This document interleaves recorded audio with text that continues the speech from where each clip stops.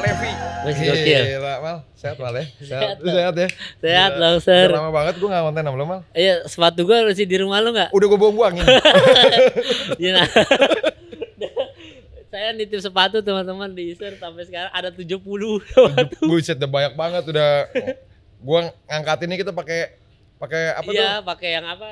Ya begitu deh, dorongan gitu dah. Iya, dan itu tumpuk-tumpuk kan waktu kita di foto ininya apa namanya kotaknya udah sebadan kita kan? Iya. Jadi dari bawah udah sebadan tuh. udah sebadan. 2 kali mondar-mandir lanjut. Iya, tapi tidak apa-apa sih. Ya nggak apa-apa. Ya begitulah, namanya juga hidup. Iya, Ya kan? benar-benar. Makin kesini nyesel juga beli itu sepatu. Mending dijual dari lama ya. Akhirnya ya mau gimana rusak kan ujungnya. Iya makanya. Mal, tapi kalau diinget-inget Mal ya, Iya.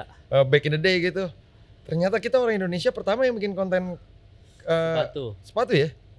Iya, di waktu itu kita yang di Bedes Monkey yang pick bikin tuh. Jadi sebenarnya awalnya itu gua sama Jovi pertama tapi di apartemen itu yang kuningan itu yang lu ngambil sepatu itu. Iya, yang lu bahas Yeezy Dulu. Terus habis itu viral Yeezy-nya, nggak lama tuh gue lupa deh Rai ngomongin soal kan dia kolektor sepatu juga kan. Terus ngajak ke lu pokoknya intinya ke Isra aja. Oh enggak, lu DM-an sama Jovi ya?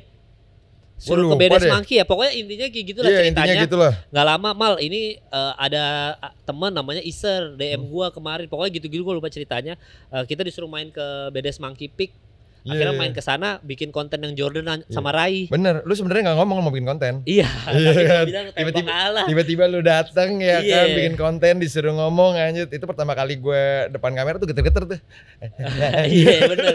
Kita berempat berdiri di etalase kan. Iya. Awalnya memang gitu. Awalnya memang belum ada konten kreator sepatu di Indonesia, belum ada. Belum ada tuh ya. Tapi gua sama Jovi kembali lagi karena kita suka Kanye pertama, terus habis itu ada Yeezy ini diomongin satu dunia kan. Dan kita emang anak basket, jadi kita gue sama Jovi emang sehari-hari ngomongin sepatu lah. Lu beli Jordan apa, lu habis beli Adidas apa. Emang kita selalu ngomongin sepatu karena kebanyakan dari kita suka NBA kan. Kita diberangkatin ke luar negeri NBA dan kita ngincar kan sepatu juga di sana kan. Benar. Sepatunya Luka Doncic apa ya? Sepatu Jason Tatum apa? Nah, ini kebetulan collab sama Kanye, Yeezy ini sudah dicari, bikin konten kita. Yeezy asli sama palsu bedainnya gimana. Nah, nggak lama habis itu belum ada konten kreator sepatu. Pokoknya panjang ceritanya ketemu lu aja. Terus habis itu ke Bedes Monkey, gue diajak Jovi, kita ke Bedes Monkey nih. Ini anak sepatu banget. Terus ada konten Jordan dari Rai kan, ajak Rai deh biar Rai kan para Jordan pecinta banget. Air Jordan Itu, judulnya ya kan, judulnya itu. Di hari itu Sir ada 2 konten yang belum pernah dibikin sama konten kreator di Indonesia, tapi dibikin di hari yang sama. Pertama adalah konten sepatu, belum ada konten kreator USS, belum ada Jejo, belum ada.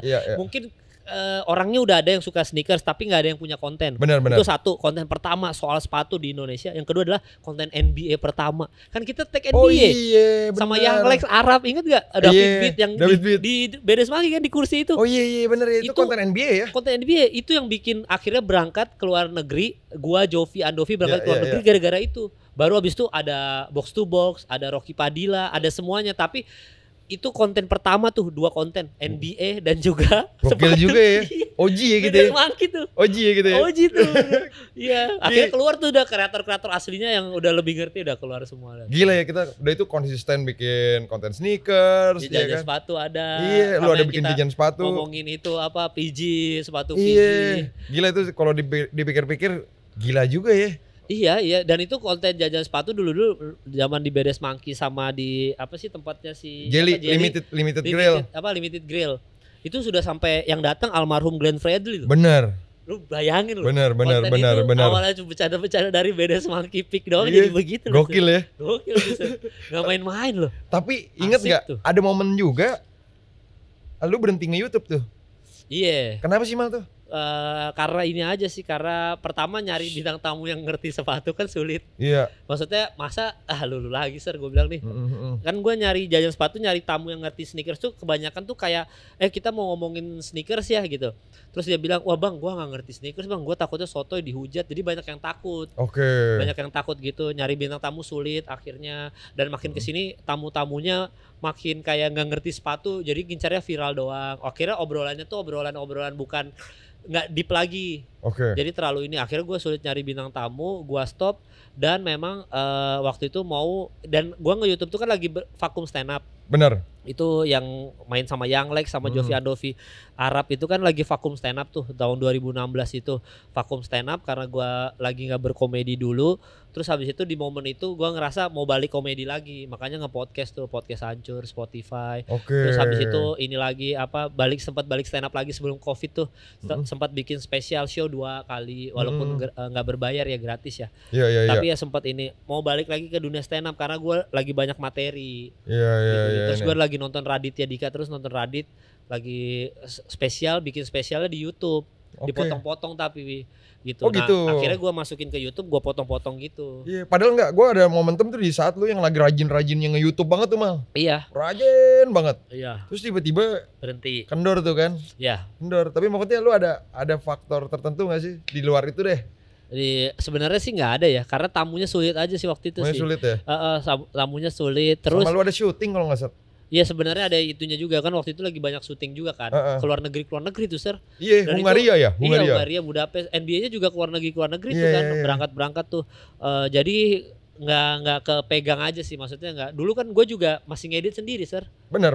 Iya, kalau sekarang kan udah ada tim gitu. Ya walaupun cuma 1-2 orang ya, tapi ya udah lumayan. Tapi efektif, yang penting kan efektif ya kan. Efektif, budget nggak keluar banyak. Iya. Tapi ya dulu kan masih kerja Rodi, nggak kepegang aja sama gue kan, ada syuting di luar negeri, banyak yang keluar negeri juga kerjaan NBA waktu itu. Bahkan bukan NBA aja, se-Asian Games 3x3 kan gue berangkat 5 negara. 5 negara tuh? 5 negara, karena kan mereka latihannya TC-nya di Serbia, di Polandia gitu-gitu kan. Iya, lu udah sempet itu ya? Iya, berangkat tuh sama anak-anak tuh, sama anak-anak 3x3. Anthony Gunawan? Iya, sama yang berangkatin gue emang itu. Iya kan, Anthony. Terus habis itu udah sama atlet-atletnya gue berangkat, sama si idola lu Vincent Kosasi. Vincent Kosasi. Siapa lagi tuh? Rivaldo. Yang cedera kan, sekarang udah gak main lagi. Udah gak main. Pensiun dini. Jago banget itu. Iya itu 3x3 kan itu. Terus gua kan 3x3 waktu itu kiblatnya Serbia, Dusan Bulut. Gue interview Dusan Bulut. Gokil ya. Dusan Bulut tuh ya. Gue Dusan Bulut ya interview. Tapi yang gue tahu Kemal nih, dia orang yang konsisten banget. Konsisten, awalnya tuh bikin konten. Terus ada satu hal yang nih gue kasih tahu nih di depan teman-teman semua nih. Gue paling respect dengan konsistensi seorang Kemal dalam menjalankan ibadah. Ya. Biarpun lu bangsat Mal sebenarnya kan. Ada momennya dia lagi hilang arah nih. Mabok-mabokan ya kan. Tapi dia enggak lupain sholat sih. Ya kan? Ya, masa kelam tuh pasti ada. Masa kelam kita tiap hari di klub malam. Masa kelam itu apa ya? Ya namanya pendewasaan diri ya. Masih nakodanya masih nggak jelas nih kompasnya nih mau kemana ini gini-gini. Tapi gue tuh selalu percaya kalau lama-lama tuh makin berumur tuh kita pasti jadi orang baik Sir. Oh iya gitu? Nggak juga, ada yang berumur malah jadi jahat mah ada. Ya, itu mungkin kalau gabung pemerintah. Setuju lagi. Tapi kalau kita yang biasa-biasa aja hidupnya ini ada momennya tuh. Tapi walaupun momennya mungkin capek karena asam lambung kayak gitu-gitu ya dinormalkan, disadarkan oleh penyakit. Ada yang kayak gitu beberapa. Kayak gue misalkan berhenti ngerokok karena gue sempet batuk 3 bulan 4 bulan gak sembuh-sembuh Sir. Dan itu capek banget, kayak gue mau ke podcast batuk terus gak sembuh-sembuh, minum obat ke dokter gak berarti lu udah gak ngerokok, lu tadi alkohol gak sama sekali udah enggak kan, gue udah tahu tuh. Itu dia bro. Tapi jujur ya, pertama kali Mal gue sempat ketemu lagi gitu, terus tiba-tiba nih orang lagi error ya, gue bilang. Lu tiba-tiba ada satu momen tuh lu jadi lurus banget tuh. Iya kan, jadi lurus banget. Gue awalnya mikir nih Kemal sakit deh. Iya takutnya gitu ya. Iya kan, takutnya gitu kan. Sama kayak kadang-kadang tuh orang kalau udah mau meninggal tuh kadang-kadang suka aneh-aneh ya kan. Suka ada Emang gitu, orang kalau meninggal kalau nggak rajin ibadah maksiatnya makin gila kan. Makin gila, doa itu doang. Nah itu makanya gue sampai terus terakhir kali ini lucu banget nih, terakhir kali lu ngontek gue. Iya. Sir, ketemu dong di Kemang. Ngapain? Ini makan. Iya, makan dulu. Makan aja. Lu tau nggak? Gue sampai telepon manajer lu Mas Danan. Iya. Mas Kemal lagi kenapa sih Mas? Iya, iya. Ini orang jadi baik malah kita pertanyakan gitu. Kalau jahat gak dipertanyakan, normal. Iya, kalau jadi baik, ini Kemal lagi kenapa ya? Oh ternyata, tapi ada satu hal yang gue lihat ya ternyata ya. Lu mulai berubah itu sejak lu nikah. sebenarnya iya itu doang. Pas nikah udah langsung udah nggak pernah lagi ngapa-ngapain. Tapi kan Tommy Jigi kan teman kita. Iya, teman kita bandelnya dulu lah. Ria juga kan. Tapi akhirnya dia juga tahu kalau pas udah married ini ya nggak tahu kenapa langsung gue berubah aja sih. Bener. Itu gue ngeliat satu hal yang positif banget yang anjing gue gokil sih Kemal. Tapi maksudnya si istri lu apa sih yang Yumi kasih buat lu sampai lu akhirnya bisa begitu? Surga, Sir. Surga ya. Surga. Ya intinya mah kalau gue sih pribadi juga sebenarnya dari dulu tuh kepikiran kalau nikah nih kayaknya udah hidupnya yang bener-bener aja lah. Kalau udah nikah nanti nih misalkan kalau nanti ada pertanggungjawaban anak, ada apa gitu-gitu. Jadi udah nggak mau yang aneh-aneh lagi pas udah nikah. Dari kecil emang udah kayak gitu. Nah awalnya memang nggak kepikiran nikah sama sekali juga sir. Mana ada kepikiran nikah cepet lah intinya nikah dalam waktu dekat. Jangan kan itu lo bilang mau datang ke rumah Yumi tiba-tiba besoknya acara lamaran gimana aja? Gue gitu diajak di telepon sir datang aja sir nih gue mau ke rumah Yumi. Lamaran gimana coba? Di Bogor ya, Parung. Makanya gue tuh gak ngira juga bakal nikah gitulah intinya tuh nggak bakal ya kalau gue pribadi tuh memang kadang-kadang Tuhannya ngasih sign-nya beda-beda aja, ngasih pertandanya. Oh ini memang harus nikah. Kalau gua nggak digituin, kayaknya tetap bakal mungkin berdosa terus, berantakan terus hidupnya, misalkan gitu. Jadi nggak bener gitu-gitu. Gua tuh dulu tahu lu tuh perihal masalah perempuan ya. Lu tuh selalu perfeksionis gitu loh. Iya. Bener nggak sih? Iya. Ada yang momen tuh yang kayak, aduh si ini, si ini.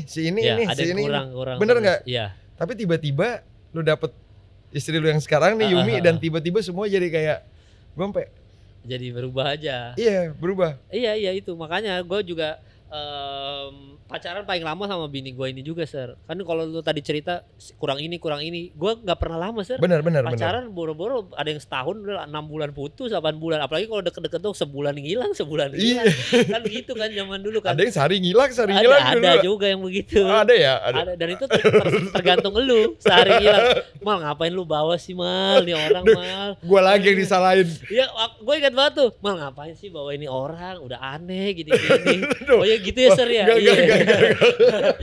Ya udah besok gue nggak bawa lagi deh. Anjir, kesannya gue yang salah nih anjir. Ya tapi memang dia yang paling lama gitu. Tapi apa yang lu cintai dari seorang Yumi deh? Gila langsung percintaan. Iya dong harus. Ya. Yang serius nih gue soalnya gue ngeliat lu tuh perspektifnya udah beda nih udah dewasa banget. Kemal dewasa Palevi sekarang. Gitu.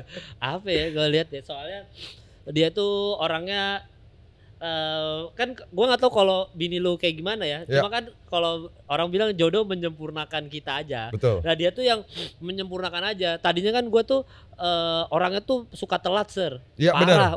Dah, pokoknya masalah on time ini parah. Gue tahu gitu. banget. Oh iya. Gimana? Lu nggak pernah jelasin gue lagi kayak gitu. Iya.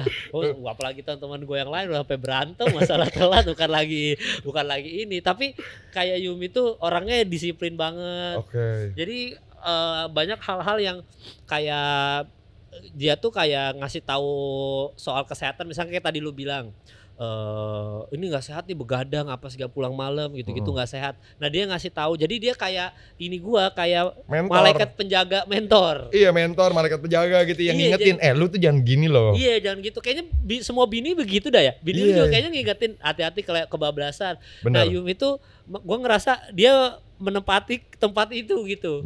Yang untuk ngelurusin makanya tadi lu bilang kok Kemal hidupnya lurus-lurus banget ya ini ya semenjak nikah. Ya ada faktor karena bini juga sir. Iya benar. Iya. Terus tiba-tiba juga sekarang udah punya anak ya Mal ya? Iya. Gimana tuh Mal? Gue pengen dulu gue inget banget gue pernah nyeritain lu tentang hari pertama gue punya anak tuh. Iya dulu. Nah kalau dari Angel. Iya enggak anak gue Tiffany, bini gue Angel. Tiffany, salah balik ya. Lu ada pengalaman apa waktu lu ya punya itu anak pertama kali? Yang waktu gendong bayi itu kan. Nangis dong Mal. Gue orangnya tuh susah nangis kecuali nonton drakor kadang-kadang aja kalau sedih banget gue nangis gitu. Tapi pas gendong anak itu ya gue cukup terharu aja karena pertama gue nggak nyangka ada seorang bayi dari perut manusia juga itu pertama. Betul. Tuh gue kayak amazed gitu yang kayak bisa ya ternyata dari perut yang kayak gitu dari kita manusia gini perempuan melahirkan seorang manusia juga. Lu di dalam tempatnya? Iya, gue kan ikut itunya Pak Cesar ya gue lihat langsung black-blacknya ya tadinya gue takut tapi gue lihat blacknya langsung sir ngelihat gue sampai diangkat-angkatnya gitu. Aduh gue enggak sih, gue pingsan gue. Iya awalnya gue kira bakal pingsan, tapi gue akhirnya ya? gue ngeliat langsung. Karena ini pengalaman seumur hidup sekali menyaksikan itu kan. Karena ini nanti pertanggungjawabannya sampai biar gue nggak menyia-nyiakan pernikahannya dan nggak menyia-nyiakan anak gue. Karena gue lihat prosesnya langsung. Jadi gue lihat langsung prosesnya dan di situ gue amazed gitu yang kayak gila ya, maksudnya dari badan manusia seorang perempuan bisa lahir manusia juga, itu kan nggak masuk di logika kita gitu. Benar. Walaupun juga dari sperma kita juga ya, tapi nggak masuk di logika gue. Kayak gitunya aja gue pikir wah ini udah ini mah Tuhan lah, udah pokoknya bukan kuasa kita gitu. Terus habis itu pas gue pegang di situ dia nangis, gue megang wah ini anak gue gitu. Di situ gue langsung keluar tanggung jawab aja, maksudnya untuk hidup lebih bener, untuk nggak bikin yang aneh-aneh gitu-gitu. Jadi gue di situ tuh udah yang kayak di otak gue, wah gue nggak bisa aneh-aneh lagi jadi orang, gue nggak bisa bercanda-bercanda, nggak bisa hidup kayak yang dulu cerita caur-caur gitu, udah nggak bisa. Jadi gue harus kayak menjadi contoh yang baik untuk anak gue. Itu mempengaruhi gue, makanya gue lagi stop komedi dulu yang kayak gitu-gitu, Sir. Bentar. Tadi lu ngomong jadi influence yang baik tapi lu stop komedi. Kenapa emang? Apa hubungannya? Karena gue sebenarnya ini gue sempat bahas juga di podcast Radit ya. Gue tuh ini aja sih punya ketakutan, walaupun belum kejadian tapi punya ketakutan sendiri aja. Takutnya tuh anak gue tuh kayak suatu saat gitu. Iya, maksudnya di society-nya dia ini walaupun sebenarnya pekerja stand up comedy pekerjaan terhormat ya. Apalagi ngejokes smart gitu ya. Cuma gue kayak ngerasa gue pribadi sih, gue nggak mau anak gue tuh dipecandain, bokap lu komedian ya yang kayak gitunya, Sir. Ngelucu yang kayak gitu-gitunya. Enggak, ini menurut gue ini dari diri lu aja sih. Malah kayak zaman dulu nih gue kasih tahu ya, struggle seorang Kemal. Dulunya dia pengen banget. Gue nggak pengen, Sir, dikenal orang sebagai komedian. Lu ada cerita gitu tuh ke gue. Gue nanya kenapa? Karena tiap kali gue ketemu orang gue disuruh ngelucu. Iya, dianggap remeh gitu. Dianggap remeh, padahal enggak, Mal. Nggak ada yang nganggap lu remeh, lu sebenarnya lu punya kehidupan yang lain juga kan sebenarnya. Lu sebagai komedian pekerja, lu di luar nongkrong juga keren-keren aja, asik-asik aja gitu loh. Iya, cuma kayak jadi komedian tuh, apalagi gue mungkin karena gue berkomedinya absurd gitu ya. Jadi kan materinya awalnya kan startnya dari materi absurd, bukan materi yang smart lah gitu. Jadi kesininya gue selalu diharapkan untuk bikin materi stand up yang kayak gitu terus, yang bego-begoan terus. Makanya gue sempet stop kan. Betul. Karena gue butuh comeback bikin materi yang lebih kritis, yang lebih bener. Makanya abis itu gue sempet dipuji tuh. Iya, sama founder stand up Indo tuh sempet dipuji. Gila Kemal sekarang stand upnya keren loh. Waktu gue comeback yang 2009 ada di YouTube kok itunya, videonya. Nah, itu cek tuh. Iya, gue sempat dipuji lah, maksudnya dalam tanda kutip, gue nggak absurd lagi gini-gini, udah mulai berbenah. Tapi itu tadi, gue ngerasa kalau gue agak itu sih, Sir, memang, Sir, kalau berkomedi ini zonanya tuh terlalu abu-abu buat gue, antara nanti gibahin orang atau nanti ngomongin aib rumah tangga gue sendiri. Jadi zonanya tuh takutnya gue nyebur banget, jadinya rumah tangganya jadi terekspos. Jadi makanya gue vakum tuh karena gue ya udah deh, jangan deh, takutnya kebablasan. Karena kita tahu komedi tuh sebenarnya akan jadi lucu, jadi kalau personal pengalaman pribadi, dan lu takut ngambil ranah itu. Iya, sebenarnya ranah itu. Sementara kalau komedian makin original, makin lucu materi dia personal, makin dikenal orang kan. Nah, gue menghindari itu, maksudnya menghindari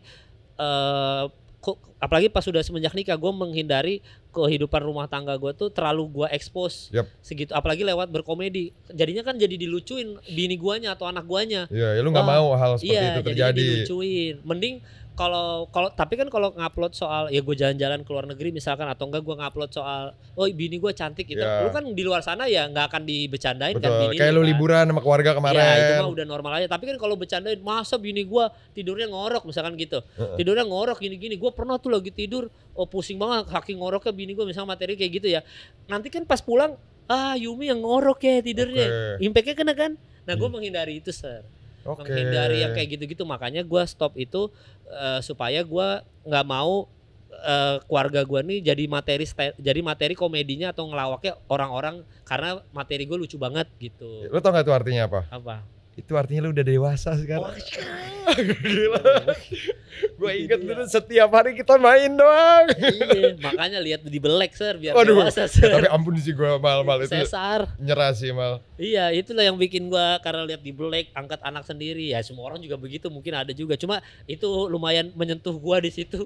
Jadi akhirnya gue stop dulu berkomedi, keluar dari podcast hancur gitu. Iya, podcast hancur, keluar. Alasan utamanya apa nih? Ya itu yang tadi gue bilang, maksudnya kan kalau berkomedi itu kayak terlalu personal. Batasannya tuh jadi kejauhan ya. Apalagi podcast hancur tuh udah kita kan sahabatan banget ya di podcast hancur ya. Yang gue bahas di situ udah personal banget gitu. Dan itu emang kalau podcast hancur tuh udah kayak rumah kedua zaman dulu. Gua harus bahas yang personal tuh di situ. Gua menuangkan curhatan gua gitu. Ya makin kesini gua takutnya itu tadi, gua kebablasan ngomongin rumah tangga, kebablasan karena mungkin terbawa euforia yang lucu. Lu kalau ngelucu tuh benar kebawa euforia Sir. Lucu ya ternyata rumah tangga. Terus sampai akhirnya hal yang harusnya nggak usah diungkit jadinya diungkit. Ya jelek-jeleknya bisa sampai cerai, jelek-jeleknya. Tapi lu egois juga lu. Kan podcast itu kan enggak sendiri doang, malu berempat. Iya sebenarnya, makanya sempat dilema juga keluar dari podcast itu kan. Tapi alhamdulillah mereka banyak-banyak aja jobnya, mau umroh bareng. Kan bukan masalah jobnya Mal. Bukan masalah jobnya. Dulu tuh awal-awal lu menggebu-gebu ngumpulin semuanya, udah rame kok lu tinggal gitu loh. Lu gak mikirin perasaan temen-temen lu. Iya, perasaan itu juga kru-kru tim-tim lah, tim-timnya mereka. Iya, gue itu dilema juga sih sebenarnya. Tapi memang sekali lagi momen punya anak itu banyak kerubah aja sih. Momen itu. Jadi kayak egois, misalkan gue dibilang egois, tapi egoisnya di satu sisi buat keluarga gitu. Jadi bingung gitu, kayak gue egois bener, egois buat teman-teman gue nih. Mungkin gue satu poin dimusuhin juga mungkin gitu ya. Tapi satu sisi gue ada keluarga yang harus maksudnya gitu loh. Makanya gue sekarang kontennya serius semua, UFC. Bener. Gak ada bahas kritik sosial, kritik pemerintahan. Gue demen sih itu kayak memang lu.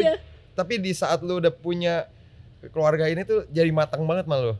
Jadi matang banget. Tadi ngobrol, sempet ya nih, tadi ngobrol dulu, gue ada momen kita konten mulu ya Mal ya. Lu ngepost apa aja, kayak Mal ngepost tuh 1 juta view lah. Bener gak sih Mal? 800.000, 1 juta, 800.000 juta. Gue ngeliat konten lu sekarang dikit viewers ya. View-nya dikit. 20.000, 30.000. Tapi tau gak yang Kemal ngomong tentang apa? Tentang nanti efek positifnya buat orang-orang, anjing keren. Gila. Itu yang kayak anjing gue kayak ini Kemal ada yang aneh ini ya. Iya, efeknya aja buat satu orang bisa berubah kan. Itu sekali lagi ilmu yang bermanfaat pahalanya nggak putus-putus kan. Iya. Setidaknya satu orang berubah dari obrolan yang bener aja gitu. Kan itu udah menyemangati. Itu kan terjadi juga di Tuan 13 waktu gue interview soalnya. Sempat depresi kan Tuan 13 kan Bang Upi sempat kerja kantoran. Iya benar. Dia ketolong karena anak kelahiran dapat tur rap gitu. Jadi bener. Dia langsung minta DP di depan. Tapi intinya adalah di situ ada satu orang aja yang ngomong, Bang Upi terima kasih udah ngeluarin lagu ini. Saya jadi semangat hidup atau apa gara-gara lagu ini. Dia bikin itu jadi dia nggak bunuh diri katanya. Iya, itu value satu orang itu ngomong itu udah melawan value 1 juta views yang nggak dapat apa-apa ketika nonton podcast lu gitu. Iya maksudnya itu udah anjir, ada satu orang ini aja itu udah ada bayangin kalau viewers lu mungkin cuma 6.000 10.000 tapi kan 10.000 6.000 orang juga. Iya benar. Lu kasih 6.000 orang ini sesuatu yang jelek, mabok itu baik ya, semuanya jadi mabok juga kan. Benar jadi jelek juga gitu misalkan gitu. Kalau gitu sekarang lu kalau nonton di YouTube atau nge-scroll di Instagram, kalau dulu kan cewek-cewek tuh, dulu kan, bener gak? Ada ya kan, masih lagi masa pencarian ya. Kalau sekarang nontonin apa Mal? Banyak kan tentang ngurus bayi, jangan gimana-gimana, ustadz, isinya itu semua sekarang udah. Gitu ya? Ustadz sama kalau bayi yang harus dilakukan supaya bayi gitu-gitu. Misalkan influencer bayi. Ya kayak jangan lakukan ini kepada anak yang kayak gitu-gitu. Berarti gue kenapa algoritma gue bayi ya gitu. Bayi sama ustadz ya? Iya bayi sama ustadz. Kalau ustadz kan biasanya nyari ini ayat-ayat soal rumah tangga gitu-gitu. Akhirnya ustadz semua tuh istrinya sama itu ya ibaratnya dokter bayi lah gitu. Ya, kayak kebiasaan yang selalu dilakukan orang tua tapi nggak sadar sebenarnya nggak baik untuk anaknya. Gue bilang gue scroll itu sekarang algoritma gue keren. Lu gak nyangka kan ini keluar dari mulutnya Kemal ya kan. Dulu tuh lu selalu orang-orang Kemal mah gini, Kemal mah gitu, ngerti kan lu? Egois. Iya. Egois tapi sekarang dia bilang egoisnya buat keluarga, anjir. Sulit. Egois yang tidak egois ya? Iya, egois yang tidak egois gitu. Makanya gue juga bingung juga ya, maksudnya ya kita kan tidak bisa menyenangkan semua pihak, tapi setidaknya keluarga kita aman dah. Iya. Dari Nanti kalau sekarang kalau lu ngomong tentang konten, kan tadi kan komedi. Lu sekarang lagi gue lihat fokus tuh podcast sama UFC. UFC segitu gede mal, trafficnya mal. Ya. Maksudnya dalam arti kata lingkungannya kan, maksudnya kita tahu UFC dulunya niche banget kan orang-orangnya. Niche banget, iya. Nah sekarang kayaknya gue lihat udah masif, tapi segitu gede nggak sih mal sebenarnya? Kan tadi kita bahas soal ada 2 konten yang kita awal mulai, yaitu adalah sepatu di BDS Monkey sama NBA kan. Awalnya kan itu niche market juga, sepatu sama basket. Cuma lama-lama tadi lu bilang, viewers ngelempar 800.000 sejuta, nyampe kan. Benar. Gitu kan. Karena memang sebenarnya itu pasarnya ada, tapi nggak ada konten kreator yang mewadahi mereka berkomentar gitu. Makanya akhirnya pas sepatu itu naik, akhirnya ya secara nggak langsung ada USS, ada semua walaupun ya bukan karena kita berdua juga sih, karena yang emang udah waktunya aja ya. NBA juga akhirnya ada content creator NBA gitu-gitu. Nah si UFC itu belum ada podcastnya di Indonesia yang bahas UFC. Mungkin bahas fighting pun kayaknya One Pride atau gitu-gitu ya karena komentator aja kan. Bener. Bukan kayak kita konten tentang combat sport gitu, nggak ada yang spesifik gitu. Makanya gue ngerasa UFC itu, podcast UFC yang gue bikin itu pertama di Indonesia. Dan kayak kita awal-awal mewadahi sepatu, sneakers sama NBA itu, dan ternyata pasarnya ada, tapi nggak ada wadahnya aja. Nanti harapannya adalah yang kayak tadi, kayak sebelumnya ada konten kreator yang benar-benar ngerti UFC daripada gua, sama Radio Tempur yang emang udah ngerti, sehingga begitu yang suka UFC sama-sama naik semuanya, ya society-nya kebentuk yang pecinta UFC. Nah kalau lu tanya UFC gede, lah sekarang di seluruh dunia yang fighting combat sport yang dipantau banget nomor 1 di dunia kan UFC sir. Untuk sekarang ditonton ya, oke lah tinju sama tinju lah. Tapi kan cuma tinju sama UFC aja. Sisanya untuk yang ini ya, untuk worldwide-nya yang besar yang dipantau satu dunia ya. Siapa sekarang petarung yang kayak selain tinju sama UFC? Bahkan boxing pun masuk ke UFC. Karena kan Ultimate Fighting Championship ya, benar. Ya? Nah, gimana ya bikin podcastnya? C-nya tuh gue suka lupa tuh. Tapi intinya adalah karena ini MMA, mixed martial art, semua olahraga ini masuk. Kickboxingnya ada, Muay Thai ada, boxingnya ada, bahkan di UFC ada the best boxer siapa gitu-gitu. Jadi bahkan ada yang pensiun dari ini boxing juga, kayak Nate Diaz sama si Mas Vidal berantem boxing. UFC itu untuk olahraga combat sport nomor 1 di dunia ya UFC sekarang sir. Dan kita kan nggak nonton kempo gitu nggak ya? Iya kan kita nggak nonton Olimpiade Taekwondo. Gue nonton emang ya. Kecuali Huara keturun ya.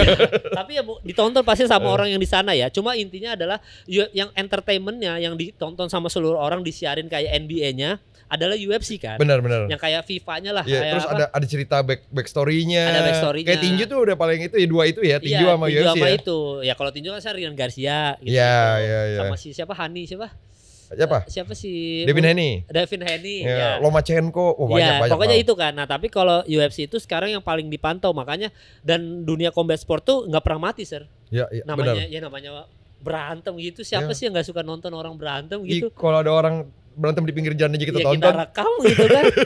Teman di sekolah kita lagi partai gitu, kita tonton, kita lingkerin gitu. Jadi nggak ada orang yang nggak suka berantem lah. Apalagi kalau ini konteksnya adalah olahraga ya. Kita kan sering main Tekken, kita apa. Jadi kalau lu bilang tadi pasarnya emang ada UFC, ya ada pasti. Sama kayak orang yang suka tinju pasti nonton UFC. Orang yang suka atlet-atlet nonton apalagi atlet karate, dia atlet taekwondo, atlet judo pasti nonton UFC karena UFC judo, sambo, terus habis itu jiu-jitsu semuanya ada kan. Pasti orang nonton UFC. Jadi tinggal lu mewadahi aja untuk mereka. Komentar. Benar. Dan gue punya grup Telegramnya udah 1.000 orang. Anjir, lu ada grup Telegram memang? Gue bikin sama anak-anak UFC fans Indonesia, pertama di Indonesia tuh. Belum ada grup Telegram itu. Kedepannya lu mau bikin apa mal? Kan podcast udah. Telegram itu sebenarnya buat apa tuh? Ya sebenarnya buat mereka ngobrol soal pertandingan ini, buat komen-komen. Kalau misalkan ada pertandingan yang di cancel, komentarnya gimana? Buat jadi kayak 2 arah grup, gitu ya? Soalnya grup gitu kan. Intinya di situ yang komentar malah kebanyakan bukan gua G sama Sardonya, malah yang berkomentar netizennya.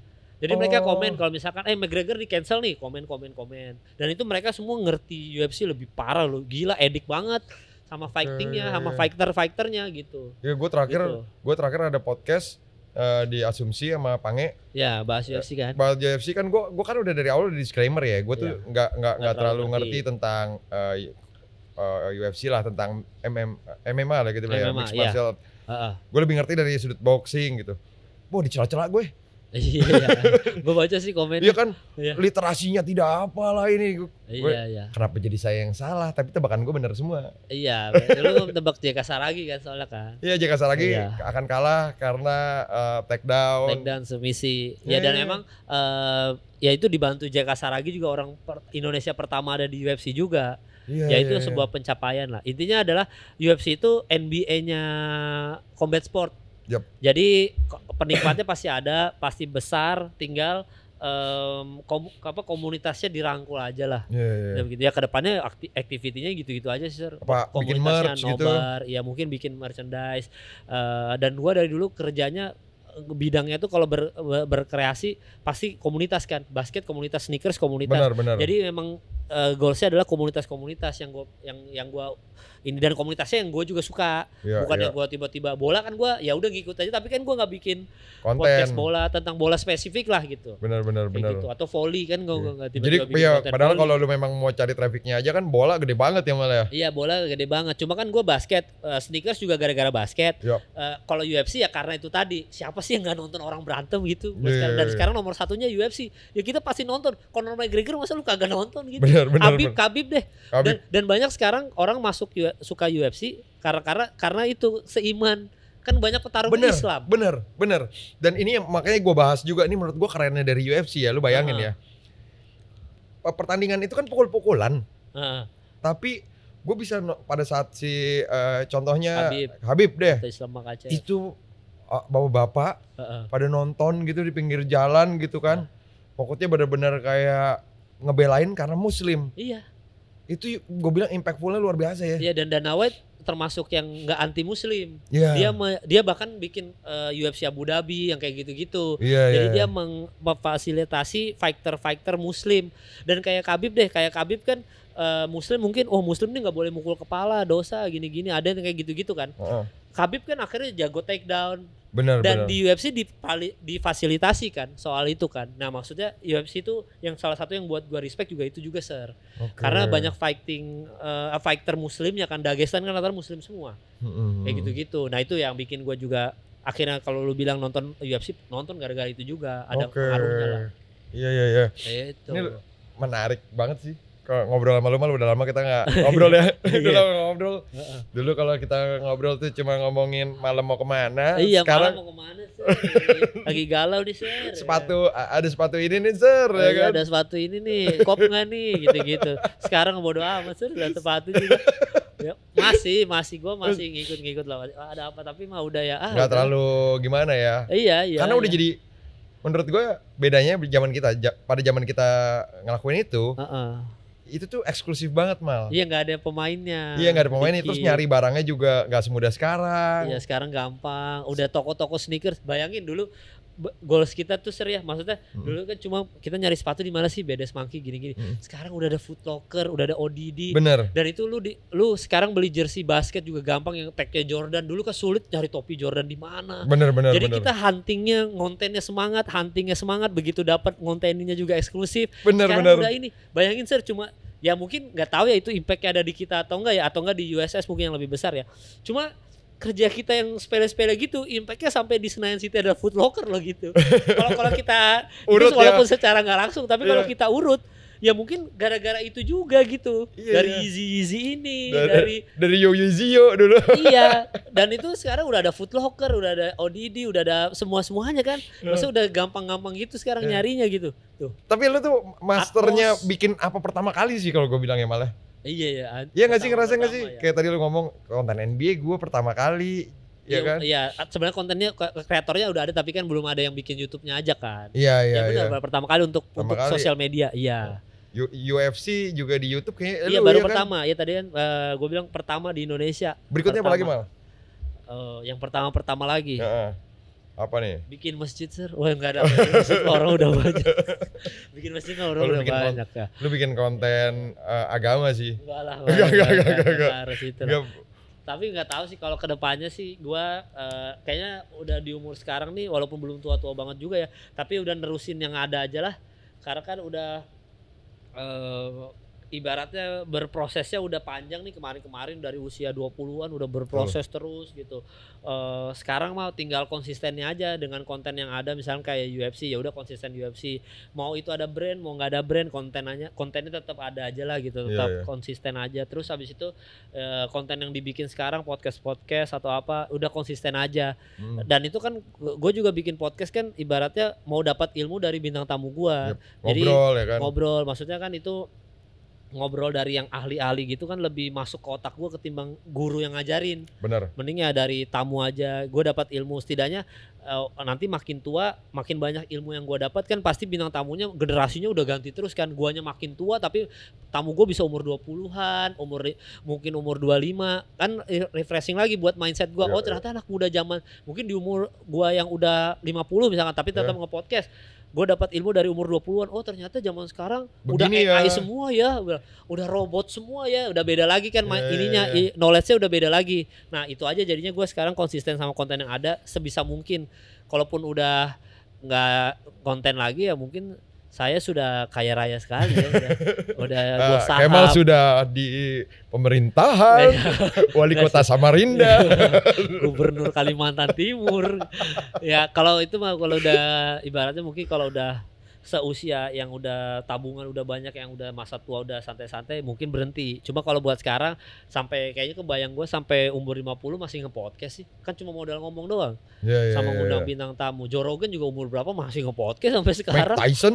Iya. Mike Tyson bikin keren banget tuh. Nonton gak sih? Box to Box ya? Bukan Box to Box. Box to Box itu ya, Box to Box Indonesia. Hotboxing. Iya. Iya kan? Iya gitu, maksudnya gitu aja udah. Dan itu kan kalau ketemu bintang tamu tuh belajar sesuatu yang baru. Jadi ada ilmu masukan baru. Kayak yang gue omongin di sini beberapa tadi, itu kan sebenarnya dari Bang Tuan 13 juga, dari Bang Iga Masardi Barasuara juga, dari Bang Iwake. Jadi dari semuanya gitu loh, kurang lebih. Seru nih selalu. Mal, kalau di konten-konten yang sekarang lu ngikutin gak sih, Mal? Yang mana? Ya konten apa gitu yang viral, lu ada gak sih yang lu nyantol ke lu tuh? Konten-konten viral yang sekarang. Atau ada yang malah mengganggu lu? Sebenarnya kalau konten viral yang sekarang sih gua justru nggak ada yang mengganggu, gua ngikutin aja. Jadi gua ngikutin apa yang lagi viral, gua ngikutin mau itu politik atau dari kalangan selebritis, gua pasti ngikutin aja sih, Sir. Maksudnya karena kan gua karena gua juga harus nge-podcast gini-gini, gua harus up to date terus sama berita yang lagi viral. Jadi kalau sekarang semuanya, reelsnya gue tonton, TikTok gue tonton, semuanya lagi yang viral di Twitter apa gue pelajarin kenapa ini bisa viral, mau itu pelecehan seksual, mau itu tentang soal pemerintahan, bahkan soal perselingkuhan, gue pelajarin aja dulu semuanya. Mau itu kalangan artis, pernikahan artis atau apa segala macam. Jadi sekarang kalau hal viral yang mengganggu sih nggak ada, justru kebanyakan itu jadi materi podcast gue. Gue udah ganggu sih satu gue kalau gue. Oh apa itu? Itu ada orang sering bikin kayak body count itu loh. Oh iya kalau itu mah pasti ganggu lah, itu mah. Ganggu banget gak sih itu, maksudnya satu hal yang kayak gitu tuh kayak aduh. Podcast yang berbau seks gitu, yang ngomongin soal lu udah ngewe berapa kali, yang kayak gitu-gitu. Itu gue sampai sekarang kalau lu bilang mengganggu ya itu doang aja sih yang mengganggu. Bener kan? Iya itu mengganggu. Cuma untungnya sekarang karena YouTube dan semua sosial media tuh ada algoritma, dan algoritmanya based on lu tertarik gak sama konten itu. Jadi dia nggak bakal tampil. Jadi nggak akan tampil. Jadi mungkin mereka besar, tapi besarnya di kalangan orang yang pecinta obrolan kayak gitu juga. Di kita yang nggak suka akhirnya nggak masuk. Akhirnya nggak di referensiin ya. Iya dulu awal zaman dulu waktu algoritma sosial media nggak se-strict sekarang, itu kan tetap obrolan kayak gitu masuk ke kita. Bener. Itu ganggu banget. Akhirnya kita komen. Tapi sekarang nggak pernah masuk, Sir. Iya. Karena kita memang udah kita nggak nyari hal-hal kayak gitu. Algoritmanya tadi gue bilang Ustadz, algoritmanya udah tentang rumah tangga, jadi kayak gitu. Jadi secara nggak langsung kebiasaan kita udah mempengaruhi apa yang kita tonton. Benar. Udah canggih sih sekarang sih, jadi udah nggak pernah masuk lagi konten-konten kayak gitu. Itu mengganggu sih. Gue ada pertanyaan terakhir buat lo nih, Mal. Siap. Iya kan? Iya. Lu lebih suka dikenal sebagai ini kan nih ceritanya Kemal yang dewasa nih kan? Oh iya. Ya kan? Lu pengen dikenal sebagai Kemal komedian? Uh-uh. Content creator, iya. Atau pengen dikenal sebagai Kemal actor? Wih, iya. Dari 3 itu tuh. Gua mau dikenal sebagai Kemal Gubernur kali. Gubernur Kalimantan Timur aja. Enggak gua amin, ya? Amin. Enggak, gua enggak politikan seorang. Gua pengennya tuh sebenarnya kalau gua terserah sih mau dipanggil apa, Kemal komedian, Kemal content creator atau Kemal aktor. Lu pengennya? Ya itu maksudnya kalau gue pribadi gue sih yang penting tadi yang gue bilang aja ada satu orang yang dapat pesan positif dari yang nonton podcast gue, mau dia menganggap gue komedian atau aktor atau ini, yang penting dia bang kemarin makasih bang udah bikin episode yang ini soalnya gue dapat ilmu soal ini dari podcast lo. Nah udah gue pengen dikenal sebagai pemberi ilmu aja lah. Anjir. Ngasih sesuatu yang positif aja gitu. Jadi loh. Gitu ya sekarang Kemal pemberi jadi ilmu. Iya. Gaya juga. Kemal yang pengennya apa ya, gue bilang jadi efek yang positif aja. Iya, punya impact positif buat masyarakat. Iya, walaupun ya mungkin skupnya secara viewers atau ini kecil lah ya kalau yang kayak gitu-gitu daripada yang kontroversi. Cuma ya gue berusaha sebisa mungkin menjauhi kontroversi sebisa mungkin ya. Kan belum tentu juga, bisa aja makin kesini viewersnya makin banyak, kontroversi semua podcastnya kan bisa jadi kan. Benar. Cuma gue sebisa mungkin tetap ngasih nilai-nilai lah. Iya, nilai-nilai apa yang bisa mereka bawa pulang atau enggak pas nonton, oh gue dapat ini.